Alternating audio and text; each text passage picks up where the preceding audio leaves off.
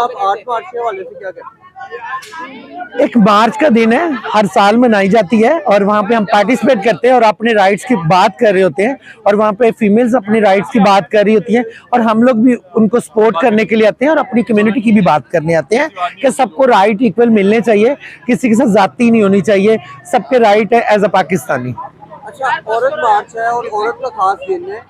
आप क्या समझते हैं कि अफशा लतीफ जिसने कितनी सारी बच्चियों को बचाने के लिए एक स्कैंडल था यतीम खाने का, आज उसने लार्नस रोड पे रेडी लगाई है, क्या ये सब लोग आप लोग उसकी हेल्प के लिए भी मौजूद है?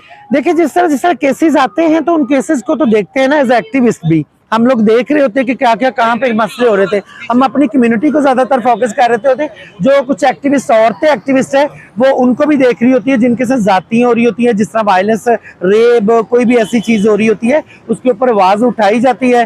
तो वो जो अपने कैफले किरदार तक लोग पहुंचते हैं ना, जो जातियां करने वाले, जो नासिर हलवे पे टूट पड़े उनके बारे में क्या कहते हैं?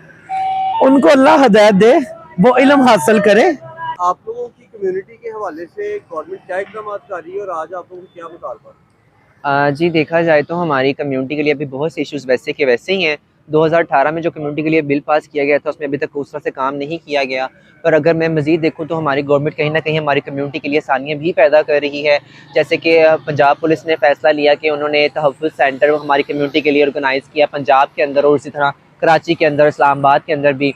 तो कुछ अच्छी चीज़ें भी हो रही हैं, पर कहीं न कहीं अभी मज़ीद हमारी कम्युनिटी के लिए काम करने की बहुत ज़रूरत है। बहुत सी हमारी मार्जिनलाइज़्ड कम्युनिटी है जो टैलेंटेड है, कुछ जॉब करना चाहती हैं, अपने आप को बेहतर तरीके से कम्युनिटी में प्रेजेंट करना चाहती हैं माशरे में।